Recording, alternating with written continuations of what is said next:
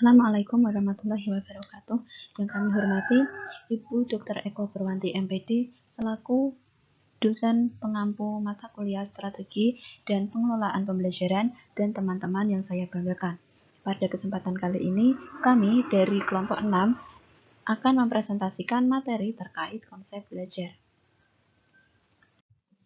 Sebelum itu, izinkan saya memperkenalkan anggota dari kelompok 6. Yang pertama yaitu Fani Sri Wulandari dengan NIM 14014211087. Yang kedua ada Rahmat Dwi Tia dengan NIM 14014211104. Yang ketiga ada Kilwiyatul Lulu'a dengan NIM 14014211107. Dan yang keempat ada saya sendiri, Naila Rahmawati dengan NIM 14014211109. Nah, materi yang akan dibahas oleh kelompok kami yaitu yang pertama ada konsep dasar belajar, yang kedua teori belajar humanistik, yang ketiga teori belajar behavioristik, dan yang keempat teori kognitif. Perkenalkan, nama saya Rahma Dwi Tia dengan NIM 14014211104. Di sini, saya akan menjelaskan tentang bagaimana konsep belajar itu.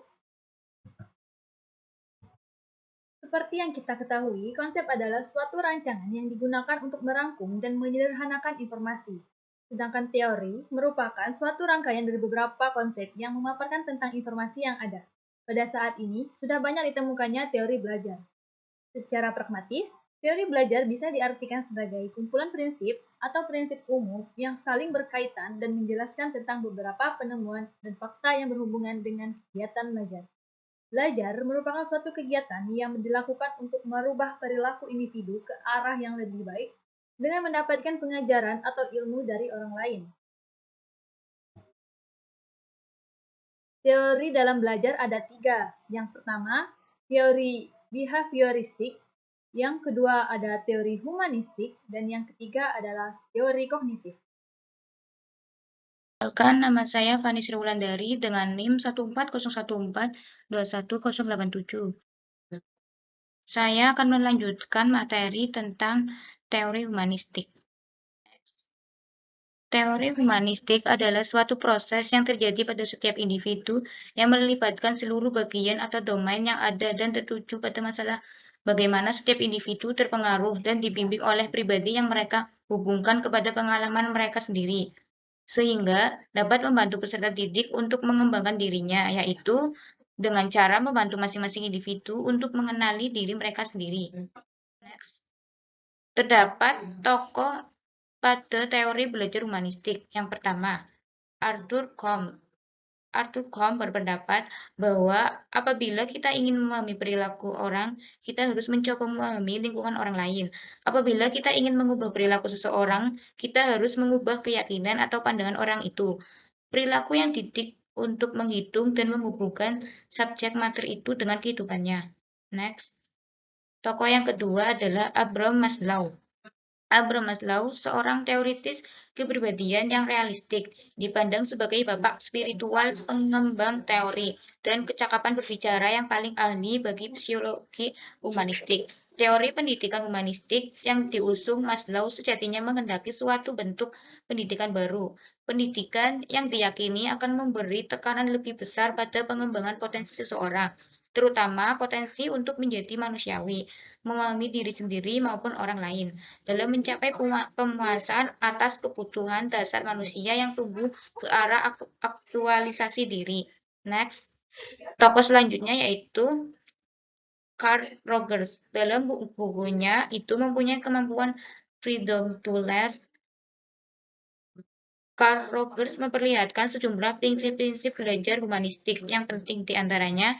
Yang pertama, manusia itu mempunyai kemampuan untuk belajar secara alami. Yang kedua, belajar yang signifikan terjadi apabila subjek mater dirasakan murid mempunyai keterkaitan dengan maksud sendiri. Yang ketiga, belajar yang menyangkut suatu perubahan di dalam persepsi mengenal diri sendiri dan cenderung untuk menolaknya. Yang keempat, apabila ancaman terhadap diri peserta didik rendah, pengalaman dapat diperoleh dengan berbagai cara yang berbeda dan terjadi pada proses belajar. Sekian pemaparan materi dari saya. Terima kasih. Selanjutnya saya serahkan kepada moderator.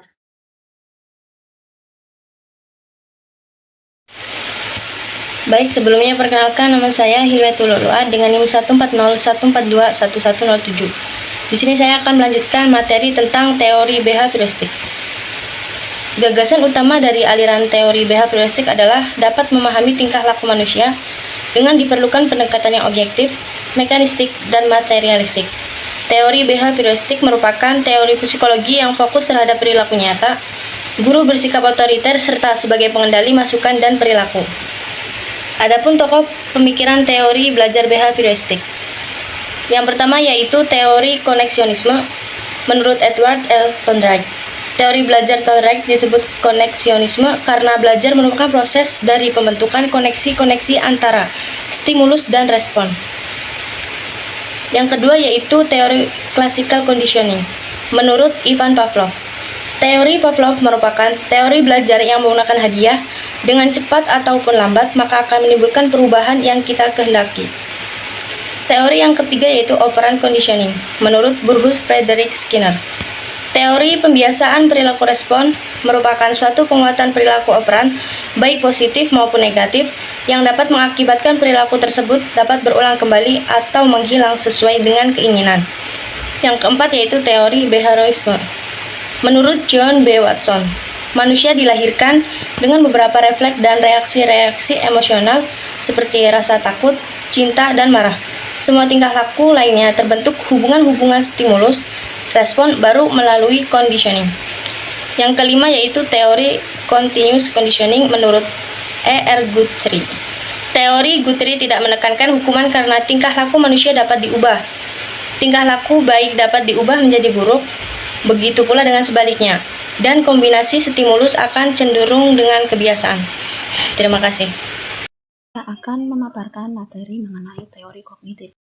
Tokoh pemikiran teori belajar kognitif yang pertama yaitu Piaget pada tahun 1986 sampai 1980. Piaget adalah seorang psikolog perkembangan pribadi dan bagaimana perubahan usia mempengaruhi kemampuan individu untuk belajar.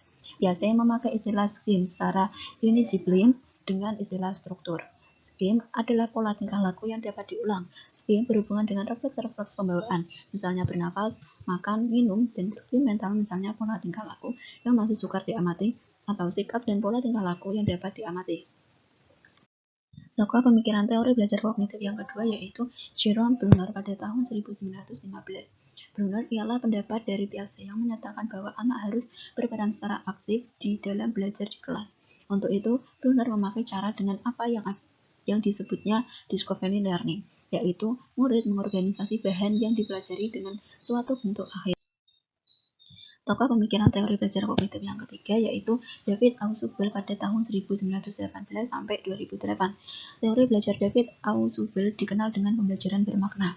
Belajar bermakna merupakan suatu proses belajar di mana informasi baru dihubungkan dengan struktur pengertian yang sudah dipunyai seseorang yang sedang belajar. Menurut David Ausubel, peserta didik tidak selalu tahu apa yang penting dan relevan bagi mereka.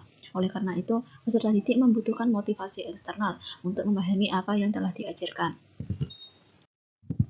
Nah, itulah hasil pemaparan materi dari kelompok 6. Apabila ada kesalahan atau kekurangan, kami mohon maaf. Wassalamualaikum warahmatullahi wabarakatuh.